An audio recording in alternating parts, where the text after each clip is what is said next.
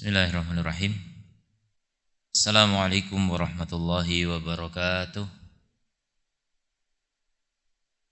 Alhamdulillah hamdan yuafi ni'amahu wa yukafi'u mazidah.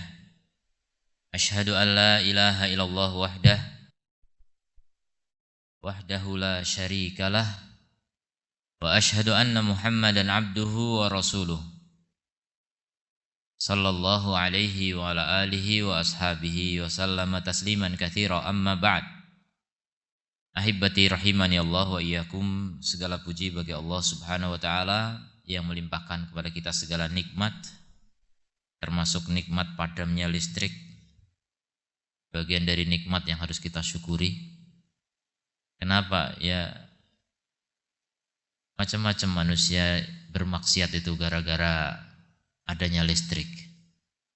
Barangkali dengan listrik padam maksiat ada yang berkurang. Mudah-mudahan kita syukuri. Kita bersyukur juga pada kesempatan ini walaupun terbatasan lampu ya. Antum gak bisa ngelihat buku ya. Tidaknya kita masih tetap bisa mendengar, bisa menyimak kajian. Ini nikmat dari Allah Ta'ala. Mudah-mudahan Allah berikan kepada kita ilmu yang bermanfaat. Kita lanjutkan kembali pembahasan dari kitab Ma'alim fi Tariqi Talabil Ilmi karya Syekh Abdul Aziz Sadhan hafidhahullahu ta'ala. Qala hafidhahullah, min adabi talabil ilm, di antara adab-adab menuntut ilmu. Inna talibal ilmi bihajatin ila adabin yatakhallaku biha. Sungguhnya penuntut ilmu itu sangat butuh kepada adab-adab yang dia berakhlak dengannya. Bihajatin ila an yaktafiya atharas salafis salih.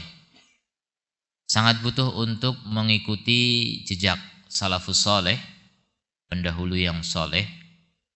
Bitahsilihim lil ilmi, dalam perolehan mereka dalam menuntut ilmu, dalam upaya mereka menuntut ilmu atau meraih ilmu. Jadi bagaimana dulu para salaf meraih ilmu? Bagaimana para salaf menghasilkan ilmu? Wa fi adabihim, dan juga adab mereka. Bagaimana adab mereka dalam menuntut ilmu? Ma'adalikal ilmi al-muhassal, ataupun bahkan adab mereka bersama ilmu yang sudah dihasilkan. Jadi adab itu banyak. Adab ketika menuntut, adab ketika sudah didapatkan. Wa huwa bihajah ila ma'rifati kaifa kanu yasharuna layali. Penuntut ilmu sangat butuh kepada pengetahuan tentang bagaimana dulu mereka para salaf begadang malam-malam. Mereka menghidupkan malam karena ilmu. Kalau malam ini menghidupkan malam karena pergantian tahun katanya. Tapi para salaf, mereka menghidupkan malam karena ibadah kepada Allah Subhanahu wa ta'ala. Sekarang banyak orang menghidupkan malam karena maksiat. Wal'iyadzubillah.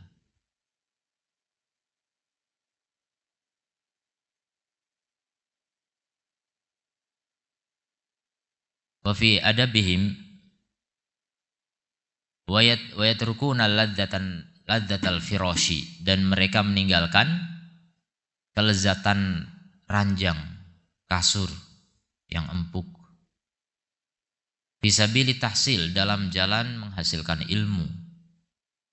Alladhi yas'a ilaihi talibul ilmi fi hillihi wa tirhalihi, yang seorang penuntut ilmu berusaha kepadanya dalam mukimnya maupun rihlahnya.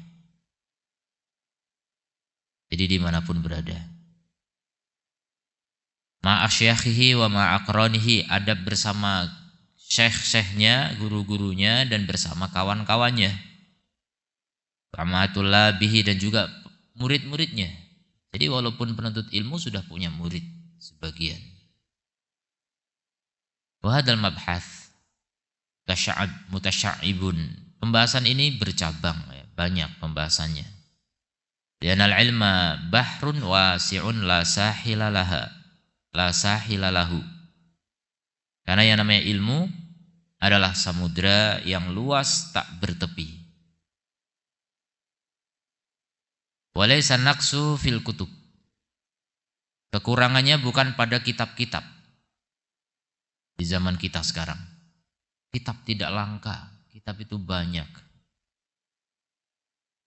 Banyak media yang mencetak, media cetak. Banyak penerbit menerbitkan kitab. Satu kitab kadang penerbitnya sampai 50-an. Yang banyaknya penerbit dari berbagai negara. Zaman dulu orang untuk bisa dapat kertas saja susah. Asy-Syafi'i nggak punya kertas untuk bisa menulis. Bisa dibayangkan betapa susahnya menuntut ilmu di saat itu. Menulis dia tulang belulang, tulang ditulis. Dapat tulang juga susah. Tembikar, pecahan keramik begitu. Pelepah kurma. Kalau orang Indonesia daun lontar, saya belum pernah lihat daun lontar kayak apa. Dulu katanya nulis di situ gitu. Entah kayak apa, susah sekali orang dulu nggak ada kertas. Sekarang Masya Allah udah berubah jadi kertas yang begitu mudah, dicetak, diprint begitu indahnya, warna-warni Masya Allah. Kurang apa lagi? Bahkan sekarang sudah berubah jadi kaca, ya, layar kaca ini. Yang disentuh bisa menyala. Masya Allah. Luar biasa. Ini semua kemudahan dari Allah Subhanahu wa Ta'ala. Kita akan lihat perbandingan itu. Bagaimana perbedaan menuntut ilmu di kala itu dengan di masa kini. Wa katsirun minna yamliku asyarat bal mi'at al-kutub. Kebanyakan kita, entah antum termasuk apa enggak ya, saya cuma baca. Kebanyakan kita memiliki puluhan bahkan ratusan kitab. Antum masuk enggak? Antum masuk yang puluhan apa yang ratusan? Ribuan. Masya Allah, luar biasa. Ribuan dolar ya. Orang punya kitab kalau penuntut ilmu itu banyak. Saya pernah mau masuk S2 di Indonesia, ditanya pas wawancara gitu sama dekannya. Berapa punya koleksi buku? Itu wawancara kebetulan 3 orang langsung. Tanya 1, 2, saya yang ketiga. Pertama gak bisa jawab, ketawa-ketawa aja. Yang kedua juga bingung mau jawab berapa, mungkin gak punya. Terus saya ditanya, kamu berapa? Lebih dari 500 ada, lebih. Nah ini baru ini betul. Orang kalau mau masuk S2 minimal 500 punya buku. Nah itulah Indonesia ya. Di Indonesia kawan-kawan kita nggak ada yang punya buku. Entah mereka kuliah pakai apa. Ya mengandalkan PDF atau mungkin sudah ngandelin tulisan-tulisan yang sudah tersebar, tinggal copy paste.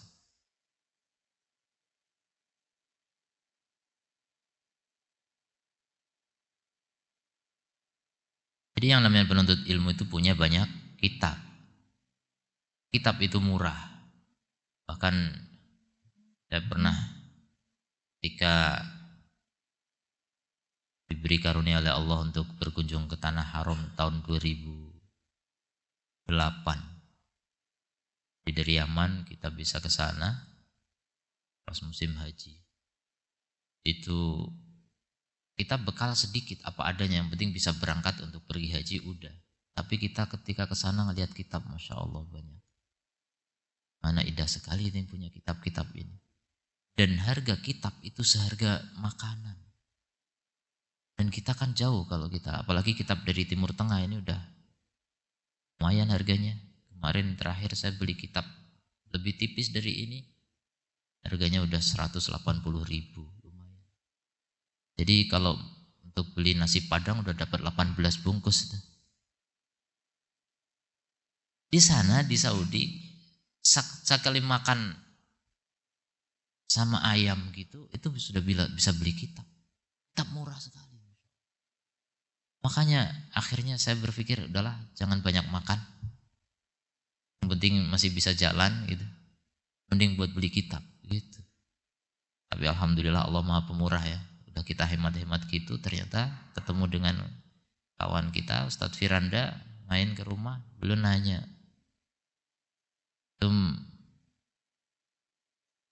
mau nggak nih kitab? Ya mau, siapa nggak mau? Ya udah, antum yang nggak punya yang mana antum ambil? Yang nggak punya semua, saya bilang. Ya udah pilih, kata dia. Saya bingung mau pilih yang mana gitu. Semua bagus kitab itu. Di rumah beliau penuh kitab gitu kan. Kita di Yaman ndak ada. Pelajar Yaman tuh miskin. Lalu beliau, akhirnya ada kawan satu lagi yang antar saya. Beliau belajar di Mekah. Udah saya pilihin, kata dia. Penunjuk, punya ini enggak? Enggak. Setiap dia nanya, ya enggak punya, memang enggak ada. Udah enggak usah nanya, antum pilih aja. Akhirnya banyak, dapat berapa buku gitu, berapa kitab. Hampir 100 biji mungkin itu. Satu Randa kasih. Bingung lagi gimana cara bawanya ini. Sebanyak ini saya mau balik ke Yaman, gak bisa bawanya. Akhirnya kata kawan yang milihin tadi, dah gak apa-apa, nanti saya kirim langsung ke Indonesia, katanya. Kalau khair. Jadi saya belum pulang ke Indonesia, kitab udah sampai di Indonesia. Jadi kitab itu Masya Allah ya, penuntut ilmu memang butuh sekali kepada kitab-kitab itu. Dan tidak ada belanja yang lebih indah daripada shopping kitab. Itu perbedaan. Coba antum cek diri antum, istri antum, anak-anak antum, apa yang paling suka untuk dibeli? Itu menggambarkan jiwanya sudah. Kalau jiwa penuntut ilmu paling suka beli kitab, apalagi gitu. Beda manusia punya cita-cita ya. Kalau anak-anak yang belum punya HP, cita-citanya punya HP. Rengek terus ke orang tuanya, HP, HP, HP. Istri yang belum punya apa? Itu aja direngekin, minta itu, minta ini. Dunia kadang-kadang yang jadi impiannya itu barang-barang duniawi yang tidak ada nilainya di akhirat sama sekali. Sebagian. Makanya indah sekali kalau orang itu cita-citanya itu ilmu, cita-citanya punya kitab yang akan dipelajari, dibaca. Jadi ketika membeli kitab yang memang untuk dipelajari, nggak cuma dikoleksi. Itulah penuntut ilmu ya. Penuntut dunia dengan penuntut akhirat itu berbeda, di antara perbedaannya di situ. Kalau orang sudah mulai suka dengan akhirat, dia akan lebih suka pada ilmu daripada harta benda duniawi. Coba lihat koleksi-koleksi di rumah kita. Apa perabot yang mengisi rumah kita? Kalau penuntut ilmu ya isinya kitab-kitab. Pas kebetulan udah di Indonesia nih, ketemu lagi sama Ustadz Firanda, waktu itu saya di Gorontalo. Ustadz, kalau kitabnya nggak kepake kirimin aja lah ke saya. Ah jangan, kata beliau. Masa Ustadz nggak punya kitab nanti gimana? Jadi sekarang beliau ya, sebenarnya kitab nggak semuanya dipakai, tapi ya artinya itulah perbedaan. Jadi kalau penuntut ilmu ya koleksinya kitab gitu. Setidaknya orang tahu, oh ini ustadz nih, kitabnya banyak gitu. Setidaknya minimal orang lihat. Jadi dengan melihat kitab pun orang gentar gitu kan, melihat mau mendebat ustadz datang ke rumahnya, kitabnya banyak kali, nggak jadi gitu. Keder duluan gitu kan, artinya ustadz ya harus ada kitab. Makin banyak kitab makin ditakuti gitu. Walaupun ya belum tentu makin banyak kitab makin menguasai, belum tentu juga. Syekh Masyhur Hasan Salman, ini murid Syekh Albani yang sebagian kalangan menyebut paling mirip dengan Syekh Albani dari segi ketekunannya di perpustakaan. Lama berjam-jam. Beliau sejak tahun 1404, umur saya baru 4 tahun. Entahlah umur beliau berapa waktu itu nggak disebutkan. Sejak tahun itu sampai hari ini Salah, sampai tulisan itu dimuat saya nggak tahu berapa. Pokoknya lama. Beliau punya kebiasaan setiap ba'da subuh masuk perpustakaan sampai isya. Bayangkan. Berapa jam itu? Subuh jam 5 taruhlah ya. Sampai jam 7. Berapa? Isya jam 7 berapa? 14 jam. Ya dikurangi makan, sholat dan sebagainya. Begitu kegiatannya. Dan beliau bilang gak ada yang lebih indah daripada kitab. Beliau baca. Beliau neliti, beliau tahqiq. Dan beliau mengatakan saya tidak pernah memakai maktabah syamilah sama sekali. Maktabah syamilah itu ya aplikasi yang isinya kitab-kitab. Untuk kalau mencari sesuatu tuh cepat dengan aplikasi itu. Beliau nggak mau pakai. Ya pokoknya udah nggak. Memang itu bukan zaman beliau ya, itu zamannya orang sekarang gitu. Pelajar sekarang pakai itu. Dia masuk kategori yang dulu seperti Syalbani. Bahkan Syalbani punya pernyataan komputer itu membuat valid, ya membuat otak itu dungu gitu, kurang cerdas. Karena orang mengandalkan komputer, nyari pakai komputer gitu cepat. Sekarang pakai HP cepat. Tapi penuntut ilmu sejati dulu begitu. Jadi Masyhur Hasan Salman tuh mengandalkan kitab-kitab yang ada di perpustakaan itu. Jadi dari subuh sampai isya begitu tiap hari. Kegiatannya seperti itu, penelitian. Ya, karya beliau juga Masya Allah banyak. Tahqiq ya. Tahqiq itu penelitian kitab. Meneliti suatu masalah tertentu. Cari yang paling tepat, itu namanya tahqiq. Atau mentahqiq kitab. Ada kitab manuskrip, kadang karya tulis yang masih bentuk tulisan tangan. Beliau teliti untuk bisa diterbitkan dan seterusnya. Itu kegiatan beliau seperti itu. Ya Allah luar biasa. Ilmunya juga luar biasa. Beliau berapa kali ke Indonesia ya. Doroh para asatid diundang ke Surabaya dulu. Saya juga sempat ikut. Saya belum jadi ustadz, masih santri tapi saya ikut. Dulu boleh, santri boleh ikut. Sekarang nggak bisa. Jadi intinya yang namanya kitab itu nikmat yang luar biasa. Dan di perpustakaan besar di Timur Tengah sana seperti Syekh Albani itu di perpustakaan Ad-Dhahiriyah namanya, itu masih banyak tulisan-tulisan tangan. Karya-karya klasik zaman dulu itu butuh tahqiq. Sampai sekarang murid-murid Syekh Albani seperti Syekh Ali sudah meninggal rahimahullah, itu juga kegiatannya meneliti manuskrip-manuskrip itu untuk kemudian bisa dicetak. Sekarang kita bisa mendapatkan buku cetak klasik ya, kitab klasik, kitab zaman dulu itu setelah ditahqiq oleh ulama-ulama zaman sekarang. Gak bisa tulisan tangan tiba-tiba langsung tercetak, itu gak bisa, harus teliti. Dengan penelitian yang panjang, kadang bisa bertahun-tahun. Dengan penelitian yang setiap hari berjam-jam itu bisa dalam waktu yang bertahun-tahun. Masya Allah. Itulah kegiatan mereka, itu jihad mereka seperti itu. Membela agama Allah dengan cara seperti itu. Seandainya tidak ada para peneliti itu, tidak ada peneliti hadis misalnya seperti Syekh Albani misalnya, maka agama ini banyak tersusupi oleh pencemar yang masuk. Hadis-hadis palsu, hadis dhaif dan lain sebagainya, dan itulah yang akan membuat agama ini menjadi berubah, menjadi banyak bid'ah. Bid'ah di mana-mana. Syekh Albani memiliki semboyan semangat untuk melakukan tasfiyah dan tarbiyah, pensucian dan pendidikan. Jadi pendidikan doang itu enggak cukup, harus ada tasfiyah terlebih dahulu, pembersihan. Seperti orang kalau mau menanam padi, bersihkan dulu sawahnya dari berbagai rumput dan sebagainya, baru bisa ditanami. Maka dalam ilmu pengetahuan semua bidang ilmu seperti itu. Dalam sejarah banyak hadis-hadis palsu, harus dibuang itu. Dalam tafsir juga banyak yang palsu, buang itu.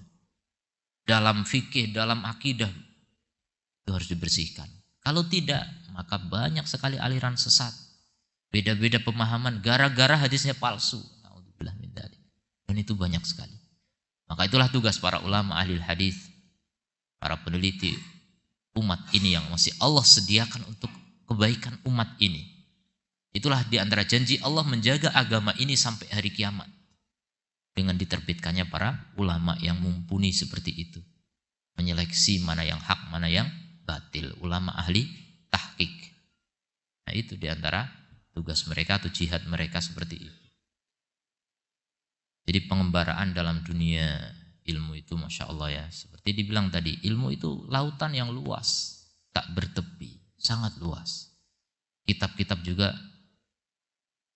mungkin miliaran mungkin kitab kalau dari dulu sampai sekarang gitu. Banyak sekali. Seperti Syekh Ali ketika ditanya oleh Ustaz Dr. Muhammad Nur Ihsan. Syekh, kitab apa yang belum Anda baca gitu. Karena kalau ceramah itu ratusan kitab tersebutkan. Banyak sekali beliau punya memori tentang kitab-kitab yang beliau baca. Kitab apa yang belum Anda baca, kata Ustaz Muhammad Nur Ihsan. Akhirnya kata Syekh Ali, beliau ketawa jawab itu. Kitab yang belum saya baca, kata beliau. Miliun gitu, jutaan gitu. Miliunat. Jutaan kitab yang belum saya baca, banyak, jangan dikira udah saya baca semua kitab. Itu orang yang sudah bertahun-tahun di perpustakaan, baca segala buku, masih jutaan kitab belum dibaca. Ya itulah ilmu. Ilmu itu sangat luas, luar biasa. Itu sangat luas. Ya, setidaknya kita nggak mungkin kita mau membaca semua itu. Kita membaca judulnya aja capek. Baca judul kitab aja nggak cukup waktu gitu. Nanti ketemu satu kitab, baca daftar isinya aja nggak selesai-selesai. Ada satu kitab tentang hati ya, Mausu'ah fi fikhil qulubi, ensiklopedi tentang fikih hati maksudnya. 3000 sekian ratus halaman.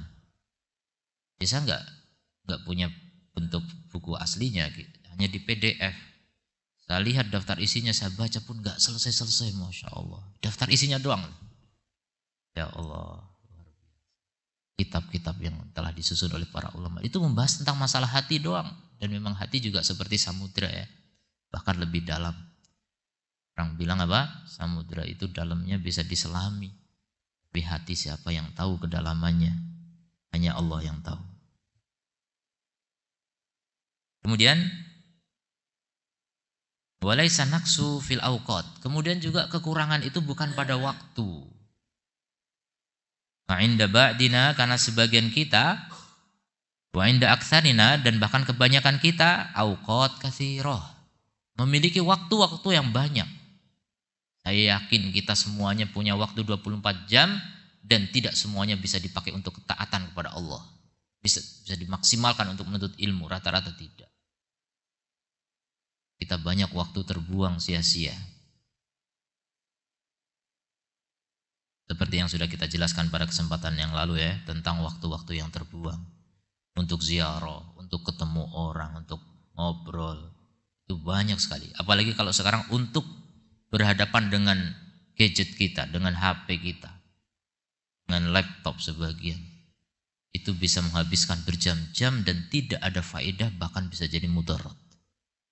Bahkan bisa jadi maksiat. Wal'iyadzubillah. Walakin al-ilm nurun. Jadi masalahnya bukan kurangnya kitab atau kurangnya waktu. Akan tetapi kata Syekh, ilmu itu adalah cahaya. Yakdhifuhullahu fil qalbi, yang Allah lemparkan ke dalam hati manusia. Allah berikan kepada siapa yang Allah kehendaki. Jadi ilmu walaisa bikathratil qiraah. Ilmu itu bukan dengan banyaknya membaca fahas semata. Iya, banyak membaca butuh, tapi tidak itu semata. Taufik dari Allah Ta'ala. Bisa jadi orang bacaannya banyak tapi malah sesat. Banyak itu.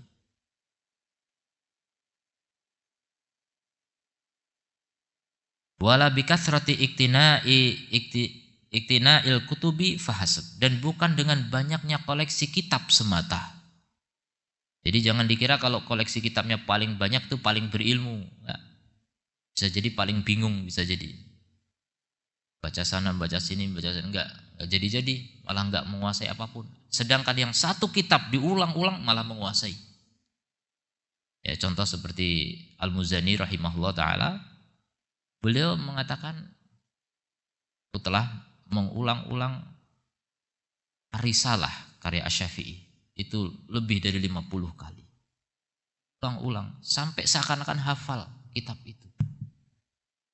Bahkan sebagian menyebutkan mengulang-ulang Sahih Bukhari lebih dari 700 kali. Sahih Bukhari diulang 700 kali. Antum sudah berapa mengulang? Satu belum dapat ya rata-rata. Ya lihat kitab Sahih Bukhari aja belum ya sebagian.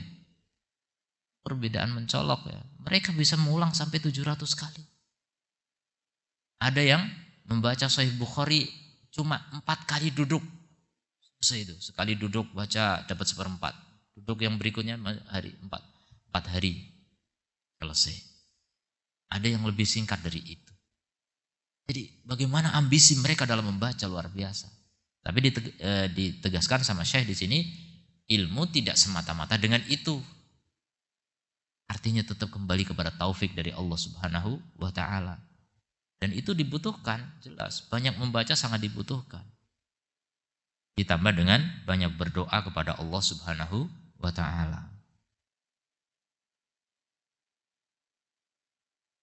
Ada Imamul Haramain, inilah dia Al-Imam Al-Haramain Abdul Ma'ali Al-Juwaini. Yahki an ba'di Syafi'iyah. Beliau mengisahkan tentang sebagian ulama Syafi'iyah. Ma min syafi'i illa wali syafi'i alaihi minnatun.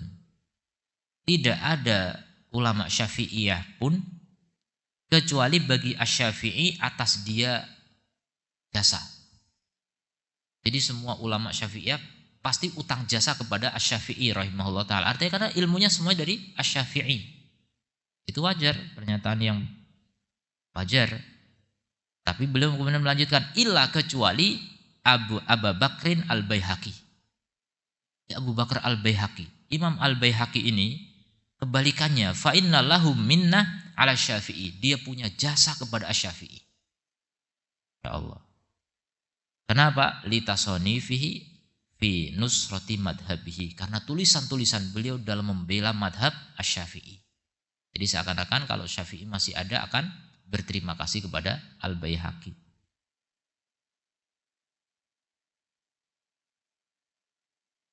Beliau punya tulisan diantaranya Manaqib Asy-Syafi'i. Tentang keutamaan Asy-Syafi'i itu sampai 4 jilid saya punya.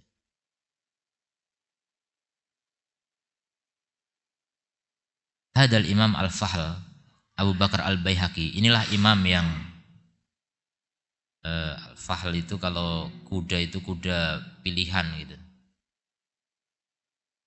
Orang yang terpilih ini yaitu Abu Bakar Al-Baihaqi. Alladzi alafa akbaro kitabin, yang menulis kitab yang paling besar dalam masalah ahkam bil asanid. Kitab hukum dengan sanadnya. Jadi kitab hadis gitulah, hadis tapi berisi hukum, tentang hukum. Ini yang paling besar yaitu apa? As-Sunan Al-Kubra.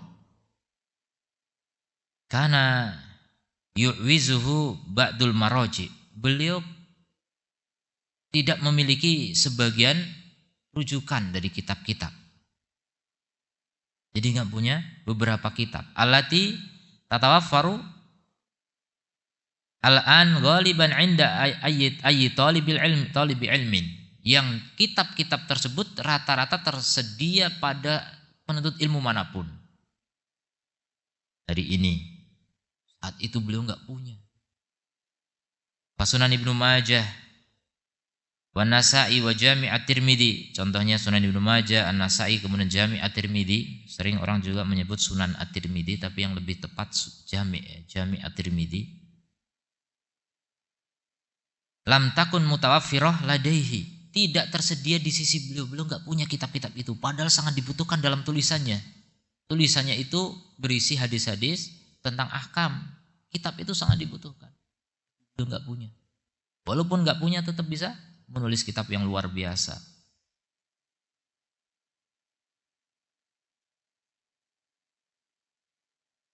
Walam yakun dzalika mimma ya'uquhu anit talabi wa tahsil. Namun hal itu tidaklah menjadi penghalang baginya untuk menuntut ilmu dan menghasilkan ilmu. Dan jika demikian, jadi ini syahidnya di sini apa? Untuk menjadi orang yang berilmu tidak harus memiliki fasilitas lengkap, dan belum tentu juga sebaliknya orang yang fasilitasnya lengkap pasti jadi ahli ilmu. Belum tentu. Itulah Al-Baihaqi dengan fasilitas yang sangat minimalis tapi bisa menjadi seorang yang dianggap sebagai Asy-Syafi'i, utang jasa kepada Al-Baihaqi. Luar biasa. Jadi dengan keterbatasan bisa orang mengalahkan orang-orang yang berkelimpahan. Dan itu banyak memang. Bukti tentang itu terlalu banyak. Dan memang rata-rata bahkan sudah sering saya sampaikan, ulama-ulama besar itu rata-rata orang-orang yang memiliki banyak keterbatasan masalah materi. Beli kitab nggak bisa. Asy-Syafi'i nggak punya kertas. Harus datang ke perkantoran, ada kertas-kertas dibuang, beliau pungut. Itu Asy-Syafi'i dalam menuntut ilmu seperti itu. Sudah ada kertas zaman itu tapi nggak bisa beli. Orang miskin, yatim. Bagaimana orang yatim bisa menjadi imam dunia? Dan kita sekarang orang tua kita lengkap, kaya raya, nggak jadi apa-apa. Rata manusia hari ini begitu. Nggak ada yang seperti Asy-Syafi'i. Nggak ada sama sekali. Itulah perbedaannya. Jadi fasilitas yang ada itu belum tentu membuat orang menjadi orang hebat. Bahkan bisa saya katakan, justru kejadiannya itu sebaliknya. Rata-rata orang hebat itu karena keterbatasan. Rata-rata orang itu bisa menjadi hebat itu karena keterbatasan. Contoh dalam masalah dunia saja seperti itu. Antum tahu kenapa Jepang sekarang hebat sekali? Masalah dunia ini ya. Itu karena keterbatasan daerahnya. Tanah Jepang itu tidak subur. Tanah Jepang itu terjal. Pokoknya nggak menghasilkan apapun. Yang di zaman dulu pernah Jepang minta tukar-menukar dengan Pulau Sumatera. Jepang buat Indonesia, kita orang Jepang mau pindah ke Sumatera. Itu nggak mau waktu itu Presiden Soekarno ya. Kalau mau habislah kita. Jadi negara Jepang di Sumatera ini Batam tak jadi apanya. Nah, sama sekali nggak subur, nggak ada penghasilan apapun, makanya mereka berpikir keras. Keterbatasan itu bisa membuat apa? Orang menjadi hebat luar biasa. Dan itu semua rata-rata begitu. Beda dengan orang yang diberi kemewahan, keberlimpahan, itu malah menikmati kemewahan itu sehingga nggak sempat untuk berjuang sama sekali. Nggak bisa berjuang. Makanya Indonesia bisa terlena dijajah sekian abad lamanya. Itu karena apa? Karena para pembesar saat itu dibuat terlena oleh penjajah. Itu masalahnya. Sehingga nggak ada pikiran untuk berjuang. Antum tahu kenapa ada pahlawan yang namanya Diponegoro? Misal, itu seorang pangeran dari Mataram. Keluarga Mataram mah bersahabat dekat dengan Belanda. Tapi Diponegoro dianggap pengkhianat kerajaan. Itu yang membuat Indonesia bisa menjadi merdeka kemudian hari walaupun nggak langsung. Tapi gara-gara perang Diponegoro dengan Belanda, Belanda bangkrut, rugi besar sampai pecah Belanda menjadi ada negara Belgia. Itu gara-gara Diponegoro. Coba luar biasa. Juangan. Orang nggak mau berjuang kalau apa? Diberi kemewahan, diberi keberlimpahan. Ini pelajaran besar bagi antum yang sedang mencari sekolah buat anak-anak. Ya, banyak orang tua ketika mau memilih sekolah itu dilihat brosurnya dulu. Wah ini bagus nih. Fasilitas yang dilihat. Kurang yakin kita survei, datang ke tempatnya. Jadi berkunjung ke beberapa pesantren sana sini, kunjungi semua. Yang paling nyaman kayaknya di sana. Apa dilihatnya? Fasilitas. Ini mencelakakan biasanya. Rata-rata yang dengan fasilitas lux yang mewah itu tidak maksimal dalam menuntut ilmu. Karena orang terlena dengan kemewahan itu. Tapi sebaliknya yang digembleng di tempat Kawah Condro Timuko ya. Digembleng di sana. Dibuat orang itu sengsara, harus bertahan hidup, bagaimana bisa berjuang itu Masya Allah, mental perjuangan itu ada. Semangat belajar itu membara insya Allah. Itu bukti sangat banyak tentang hal itu ya. Ulama-ulama itu rata-rata lahir dari orang-orang miskin. Kalau ada ulama kaya itu bisa dihitung dengan jari, sangat sedikit. Ulama itu rata-rata dari orang-orang miskin. Dalam sejarah perjalanan hidup para ulama, coba cek saja ya kitab-kitab biografi para ulama. Antara mereka orang keterbatasan. Ada anak gubernur jadi ulama itu seperti Abu Ibnu Hazm al-Andalusi, itu bisa dihitung. Sedikit, rata-rata yang jadi ulama itu orang luar kerajaan. Orang luar gedung pemerintahan, orang-orang rakyat jelata. Yang kemudian mau bangkit, mau merubah hidupnya. Sehingga menjadi ulama besar. Karena mau belajar, mau bergerak, mau berjuang, berjihad di jalan Allah Ta'ala.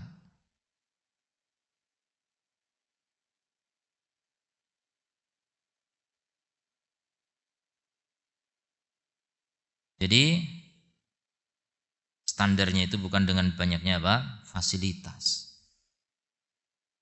Idan fatalabul ilmi yahtaju badi'a di bid'in ila ikhlasil qasdi.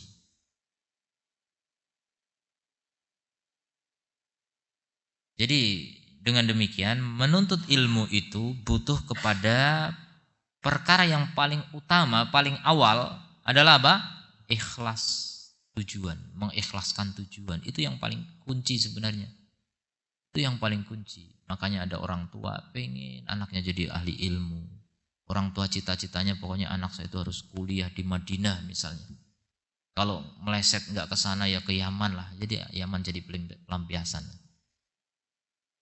Semangat orang tuanya gitu, tapi anaknya melempem. Anaknya kadang-kadang malah lebih suka main HP sudah. Beda, semangatnya udah hilang. Maka itu harus dimulai dari niat. Coba bagaimana anak ini memiliki niat yang ikhlas lillahi ta'ala, menuntut ilmu sebagai tujuan hidupnya. Menuntut ilmu sebagai tujuan menuju ridho Allah gitu. Itu kalau bisa masuk ke dalam hatinya, insya Allah orang tua tinggal banyak bersyukur. Tapi kalau itu belum masuk ke hati orang tua banyak bersabar. Itu perbedaannya. Jadi kalau punya anak sudah tekad di dalam hatinya bulat ingin menuntut ilmu, banyaklah bersyukur. Termasuk langka sekali ada anak begitu itu. Ada tapi langka sekali. Belum tentu orang yang dari kecil mondok itu kemudian cita-citanya ingin jadi ulama, belum tentu. Dan tidak sedikit orang yang dari kecil nggak pernah ngerti alif ba ta sa ternyata jadi ulama hari ini. Jadi itu perbedaan. Itulah taufik dari Allah Subhanahu wa taala. Ya, saya ingat betul Ustadz Firanda itu mengenal bahasa Arab persis pas sudah lulus SMA. Baru mulai tergerak ingin menuntut ilmu. Tapi dengan percepatan yang luar biasa, jadi dokter, jadi ulama lah sekarang ibaratnya di Indonesia ini. Masya Allah. Luar biasa. Itu bukan pesantren dari kecil, bukan. Dan bukan dari istilahnya keluarga kiai semua gitu. Enggak. Ya, saya tahu bagaimana keluarga beliau sebagiannya. Jadi mesti kadang-kadang anak kiai, anak ustadz malah nggak tahu, nggak suka menuntut ilmu. Ini bukan siapa-siapa, bahkan korban broken home misalnya, malah jadi ustadz, jadi ulama. Itulah taufik dari Allah Subhanahu wa taala. Maka yang paling dibutuhkan sebenarnya apa? Kelurusan niat, ketulusan niat, keikhlasan, tujuan dalam hidup mau apa, belajar atau mau apa gitu.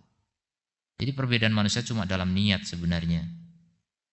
Niat itu bagian dari cita-cita. Kalau orang cita-citanya tinggi, insya Allah akan menghasilkan prestasi yang tinggi. Jadi penting sekali punya apa? Keikhlasan dalam niat, al-qasdu. Yahtaju ila badlil juhdi al-badani, dan butuh kepada pengorbanan badan, ya, jiwa raga. Wal wakti, dan juga waktu, wan nafsi, dan jiwa. Itu semuanya harus dikorbankan orang kalau mau meraih kesuksesan dalam hal apapun, apalagi ilmu. Semua kita lihat orang-orang sukses dalam masalah duit saja seperti itu perjuangannya seperti apa. Coba lihat rintisan orang-orang sukses itu rata-rata dari orang miskin. Ya. Ya, saya kenal beberapa tokoh di Indonesia. Sekarang jadi orang hebat dalam artian dunia ya. Rata-rata dulunya orang miskin. bahkan dari keluarga yang broken home sebagian mereka. Tapi karena begitu ditempa oleh kehidupan ingin bangkit, dan di antara proses kebangkitan itu adalah membaca. Luar biasa. Anak kampung, anak korban perpecahan orang tua, bahkan korban kekerasan orang tuanya, kemudian bangkit menjadi orang hebat dari ini karena apa? Membaca. Makanya ada satu tokoh ini, beliau sebagai pelampiasannya karena dulu dia merasa tertolong oleh buku, beliau sekarang kalau punya momen apa selalu bagi-bagi buku. Bahkan punya gerakan untuk menyebarkan buku. Nah, beliau tahu bagaimana nasib orang miskin di Indonesia ini, mereka nggak bisa bangkit karena nggak mau membaca. Kalau mereka mau membaca, mereka menjadi orang sukses. Contoh ini masalah dunia, dan itu tidak jauh dengan masalah agama, sama. Orang ahli ilmu agama itu karena membaca juga. Tergerak untuk mau membaca. Itu indah sekali kalau kita punya anak yang sudah mulai kecintaannya kepada membaca daripada main game. Kalau sudah anak suka main game, berat. Suka membaca nanti. Berat untuk bisa menjadi ahli ilmu. Pengorbanan untuk mau mengorbankan badan, melelahkan diri, meluangkan waktu sebanyak mungkin tadi. Dari subuh sampai isya itu meluangkan waktu luar biasa itu. Baca, maka jadi ulama. Syekh Shalih Al-Utsaimin menyatakan penuntut ilmu yang menyediakan waktu 5 jam setiap hari tidak akan pernah menjadi ulama. Berarti berapa? 5 jam 2 menit gitu. Gak cukup, 10 jam itu insya Allah jadi ulama itu. Setiap hari belajar. Makanya ulama itu langka. Karena gak bisa orang mengorbankan waktu, rata-rata gak bisa. Orang itu banyak yang sudah suntuk ketika bersama buku-buku, inginnya ngobrol dengan kawan-kawan. Bersama buku langsung ngantuk gitu. Kebanyakan orang begitu, karena memang gak, tekad di hatinya tuh gak ada. Ketulusan ikhlasnya itu gak ada, sehingga apa? Cepat ngantuk. Pegang buku tuh seperti alat obat tidur paling efektif itu. Buku ya. Ada orang susah tidur, saya susah tidur. Insomnia. Insomnia itu kalau mau obat paling bagus kasih buku. Cepat itu tidur itu. Sama didatangkan Jumatan tuh. Tulis ilmu. Gampang tidur itu. Luar biasa. Kalau berkaitan dengan ilmu, setan itu membantu untuk tidur itu, Masya Allah, luar biasa. Nah itu orang-orang yang cita-citanya lemah itu gitu, gampang sekali ngantuk. Karena lemah, cita-cita dari hatinya itu lemah. Nah, yang paling penting kuatkan hati. Gimana sih caranya biar hati itu? Nah, itu minta sama Allah, karena hati itu di tangan Allah. Hati itu di antara 2 jemari Ar-Rahman. Yuqallibuhu kaifa yasha. Allah bolak-balik terserah Allah. Mintalah kepada penguasa hati itu. Jangan ngemis kepada anak kita, nah kamu itu harus begini. Tak lupa minta sama Allah, ini capek doang kita nanti. Minta sama Allah yang membolak-balikan hati anak kita. Atau hati siapapun. Sebagian orang mengeluhkan, Ustadz istri saya kok begini. Minta sama Allah, itu hati istrimu di tangan Allah. Sama juga suami saya kok begini. Minta sama Allah. Sudah minta belum? Sudah minta Ustadz, kurang banyak. Terlalu istiqjal namanya ya. Saya udah berdoa tapi belum dikabulkan, akhirnya nggak doa lagi, itu istiqjal. Berdoa terus sampai terkabul, itu baru namanya yakin Allah Maha mengabulkan doa. Dan ciri-ciri orang yang yakin dalam pengkabulan doa, itu doanya itu nggak cuma ratusan kali dalam sehari, bisa ribuan kali dalam sehari. Pasti dikabulkan itu. Antum mohon apa coba, sehari lebih dari 1000 kali mintanya, pasti dikabulkan. Jadi jangan tanggung-tanggung kalau berdoa itu ya. Maksimalkan.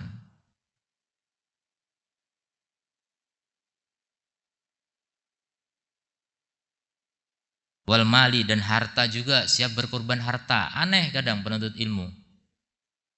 Ustaz berapa itu kitabnya? 100.000. Mahal. 100.000 mahal untuk kitab. Sementara untuk makan di warung dan gak bilang mahal. Biasa. Itulah perbedaan niat namanya. Niat yang membedakan itu semua.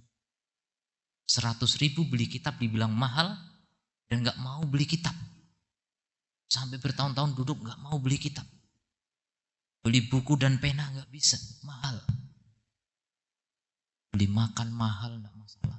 Bajunya mahal-mahal nggak masalah. HP-nya mahal-mahal nggak masalah. Untuk urusan dunia nggak dibilang mahal. Tapi untuk urusan akhirat dibilang mahal. Itulah orang yang cita-citanya rendah. Ya, cita-citanya apa? Dunia. Ya, naudzubillah min dzalik. Ahyanan fa idza jama'a Allahu lil 'abdi baina ikhlasin niyati. Jadi berkorban badan, jiwa, raga, waktu, harta itu kadang-kadang, enggak selalu.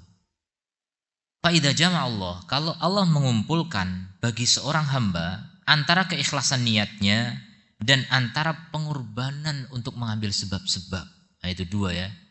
Ada niat yang lurus, niat ini berkaitan dengan tawakal juga. Niatnya itu menggantungkan cita-citanya kepada Allah Subhanahu wa taala. Kemudian mengambil sebab, itu namanya ikhtiar. Jadi ada tawakal, ada ikhtiar. Orang yang paling hebat itu yang maksimal tawakalnya, maksimal ikhtiarnya, itu akan sukses. Orang yang melempem itu yang gagal, orang yang jadi pecundang itu karena dua ini lemah atau salah satunya. Yassaralahu makana asiron. Maka kalau orang dikumpulkan oleh Allah dua hal itu, pasti apa? Allah mudahkan baginya apa yang sebelumnya sulit. Bayangan kita, sulit. Mana bisa ngapal Quran sulit. Ya, orang kalau sudah berpikir sulit dan sulit, ya memang betul sulit bagi kamu. Tapi bagi yang lain bisa. Kok bisa begitu? Padahal waktu sama, makanannya juga sama. Bedakan itu. Yang membedakan itu niatnya, tekadnya, cita-citanya. Itulah yang membedakan apa? Kualitas hidup manusia. Fadlul insan ala hasbi himmatihi, kata ulama. Nilai diri seseorang itu tergantung dari apa? Himmahnya, cita-citanya. Kalau orang punya cita-cita tinggi, nilainya dia tinggi. Harga tawarnya itu tinggi. Tapi kalau orang cita-citanya rendah, ya udah nggak punya nilai sama sekali. Itulah manusia. Harga dirinya itu tergantung cita-citanya. Walal insani in lam yakun indahu ilmun fi makanihi.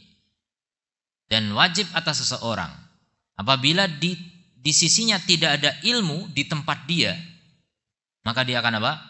Anyarhalah, dia akan rihlah. Jadi orang yang mau belajar, ngapain sih kau jauh-jauh ke sana? Kan di sini ada majelis ilmu. Dia ingin ilmu yang lebih dari itu. Dia tidak ingin menjadi jago kandang.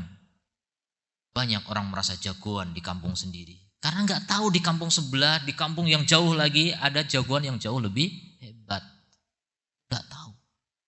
Kayak katak dalam kaos kaki. Nggak ngerti apa-apa tentang dunia luar.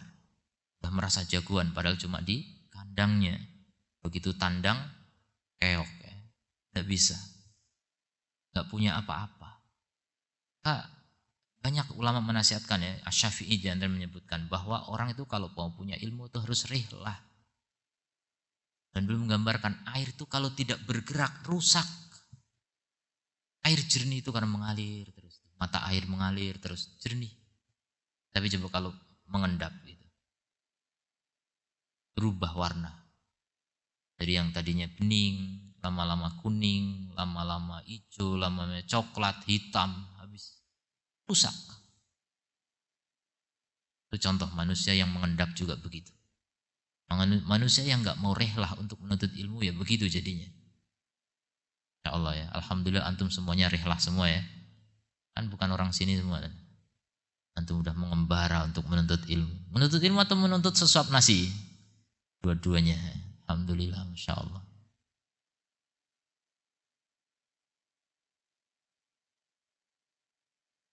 Walihada jaa fil hadits. Oleh karena itu datang dalam hadis alladzi hasanahu ba'duhum, yang dihasankan oleh sebagian ulama.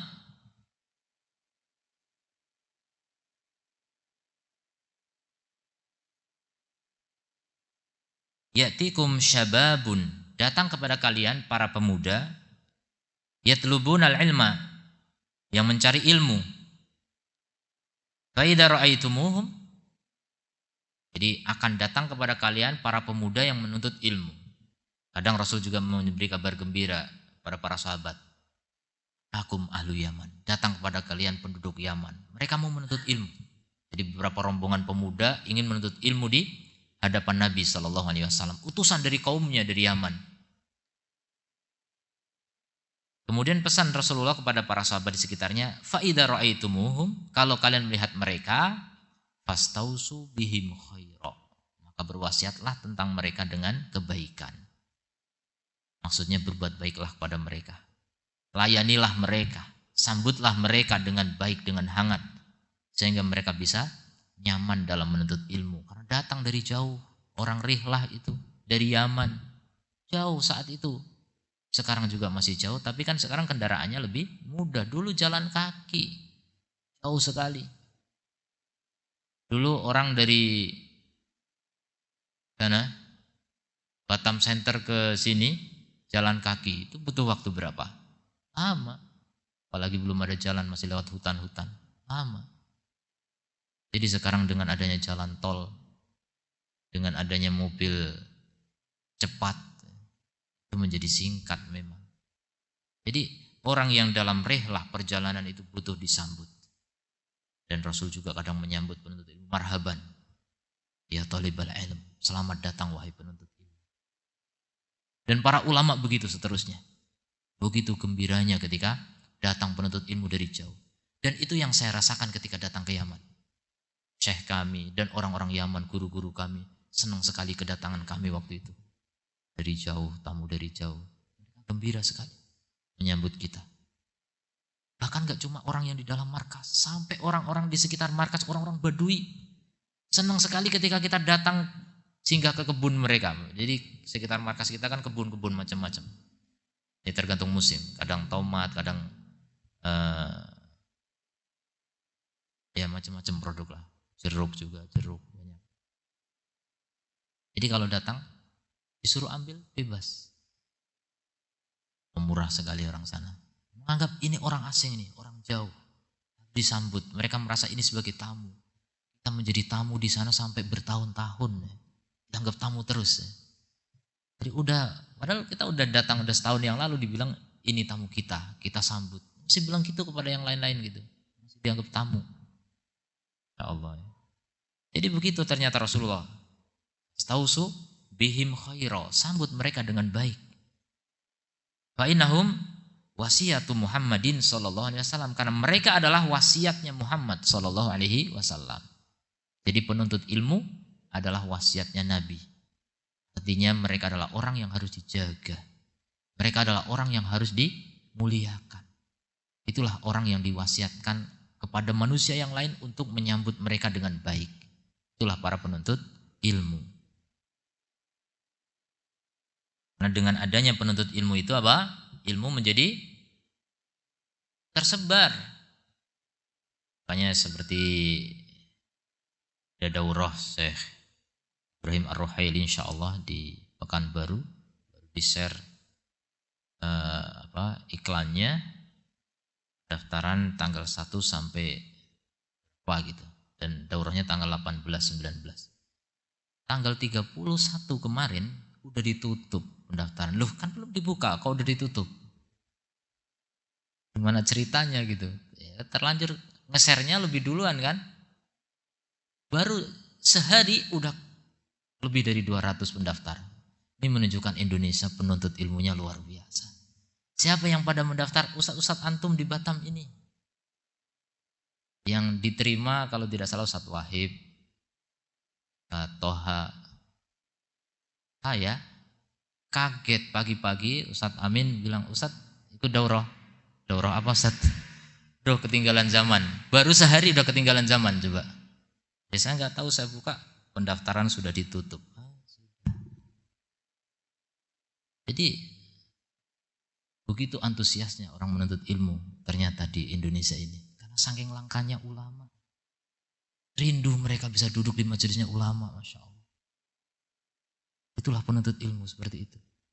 Bahkan dulu ketika saya daurah ke Malang beberapa kali. Beberapa ustadz belum kan. Ketika tahun berikutnya, Ustadz kalau sana ajak-ajaklah. Loh, saya juga tergantung yang ajak juga gitu. Kemudian akhirnya kita bikin grup, judulnya apa? Pemburu daurah. Coba ustadz kita di Batam ini ada bikin grup apa namanya? Pemburu daurah. Jadi siapa yang dapat informasi kasih tahu lah di situ gitu. Pemburu daurah namanya. Ini ada daurah di Pekanbaru, kita berangkat ke sana. Beberapa ustadz dari sini rombongan sampai 7 orang kalau nggak salah berangkat. Sampai di sana pun orang heran, oh ini rombongan dari Batam. Jadi begitu orang kalau sudah senang dengan ilmu ya. Indah sekali itu menuntut ilmu. Ketemu dengan ulama itu beda ya. Beda sekali dengan ketemu sama politikus itu jauh ya. Tidak ada apa-apanya ya. Ketemu dengan ulama itu sangat berbeda. Kita jadi ingat akhirat. Kalau ketemu politikus itu dongkol ya. Dapat janji-janji semata.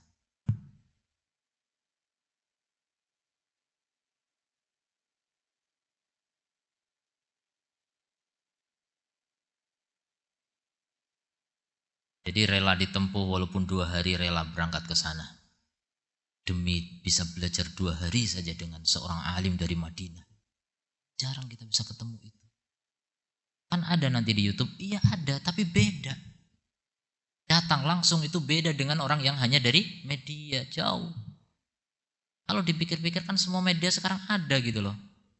Video, audio itu masuk semua, apa sih yang kurang? Tapi beda dengan ketemu langsung itu sangat berbeda. Mungkin kalau dibanding-bandingkan ya mirip kayak orang yang menggemari artis atau apa gitu kan. Kan banyak itu di media. Kenapa pas datang ke tempatnya langsung berbondong-bondong orang berebut, tiketnya udah ludes gitu. Itulah gambaran penuntut ilmu juga. Kurang lebih, bahkan mungkin lebih ya. Karena kata Rasulullah, man humani la yashba'ani. 2 ambisioner yang tidak pernah kenyang. Orang yang ambisi terhadap harta dunia dan orang yang ambisi terhadap ilmu, enggak pernah kenyang.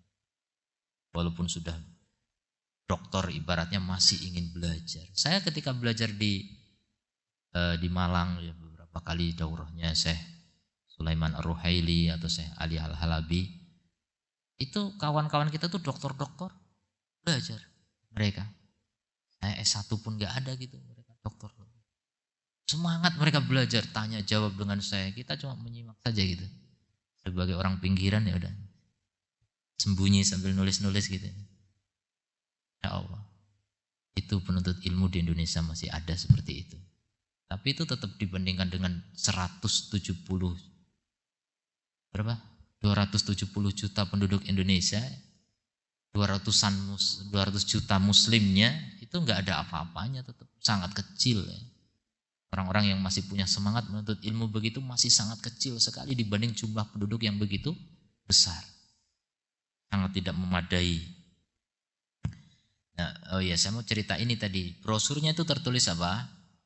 Wajib mengikuti dari awal sampai akhir. Kemudian, nah terakhir ada tulisan wajib untuk menyampaikan kepada umat. Dan itulah memang tugas penuntut ilmu.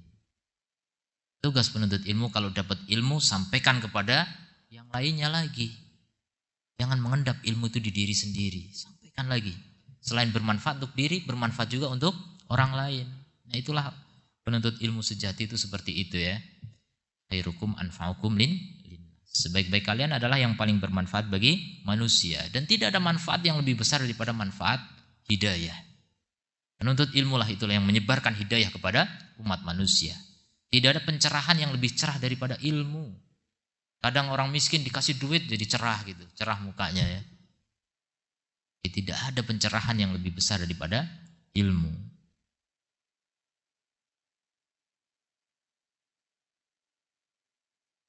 Alladzina yarhaluna li talabil ilmi qad ahabbu qad ahyau ma'laman wa atharon. Orang yang mengembara dalam menuntut ilmu, mereka telah menghidupkan bendera atau tanda dan bekas atau peninggalan min atharis salaf, dari peninggalan salaf, alladzi hajaraha al-katsiru, yang telah ditinggalkan oleh kebanyakan orang, wa zahada fiha katsirun, dan orang zuhud terhadapnya kebanyakannya. Jadi kebanyakan orang sudah zuhud dari ilmu. Kita diperintahkan zuhud terhadap apa? Dunia. Tapi yang terjadi zuhud terhadap ilmu paling banyak. Masalah dunia berebut, masalah ilmu zuhud nggak mau. Balik perintah agama harusnya apa? Semangat menuntut ilmu dan zuhudlah terhadap dunia. Asalnya begitu. Sekarang udah terbalik, betul-betul terbalik. Kiamat makin dekat. Yuqalu lahum, dan dikatakan pada mereka, innakum yaf'alukum hada qad bifi'likum hada qad syahadtum himmata ghairikum. Sungguhnya kalian dengan perbuatan kalian yang seperti ini, sungguh kalian telah menyeret cita-cita selain kalian. Jadi dengan para ustadz yang semangat belajar, mudah-mudahan menyeret para murid-muridnya lagi untuk belajar juga. Ustadz juga masih belajar kok. Masa muridnya nggak mau belajar? Ustadz masih mengejar daurah di sana sini. Masa muridnya nggak mau ngaji sama ustadznya? Ini luar biasa. Mudah-mudahan menjadi penarik himmah, ya, penyeret himmah manusia, mengangkat cita-cita mereka yang melempem, yang lemah kembali semangat. Wa man dalla ala khairin, siapa yang menunjukkan kepada kebaikan, kana lahu mithla ajri fa'ilihi, maka baginya semisal dengan pahala orang yang melakukannya. Jadi pelopor, perintis itu selalu mendapatkan pahala dari orang-orang yang mengikutinya. Itu indahnya menjadi contoh teladan. Di imam bil muttaqin, ya, pemimpin bagi orang-orang yang bertakwa. Waruba ajrin yajri ala sahibihi duna an ya'rifas sabab fi jaryanil ajr alaihi, dan bisa jadi ada pahala yang mengalir pada seseorang dan dia tidak tahu sebabnya kenapa ada pahala datang, enggak sadar. Ternyata karena apa? Dia beramal yang ternyata amalannya dicontoh oleh orang lain. Dia di akhirat kaget, ini pahala dari mana gitu. Ternyata karena apa? Diikuti oleh manusia. Nah, itu diantara keindahan menjadi penuntut ilmu yang bisa menyebarkan ilmunya di tengah manusia. Dan Allah berikan taufik kepada kita semuanya bisa istiqomah dalam menuntut ilmu sehingga mati dalam keadaan menjadi ahli ilmu atau minimal penuntut ilmu. Subhanakallahumma bihamdika asyhadu an la ilaha illa anta astaghfiruka wa atubu ilaik. Assalamualaikum warahmatullahi wabarakatuh.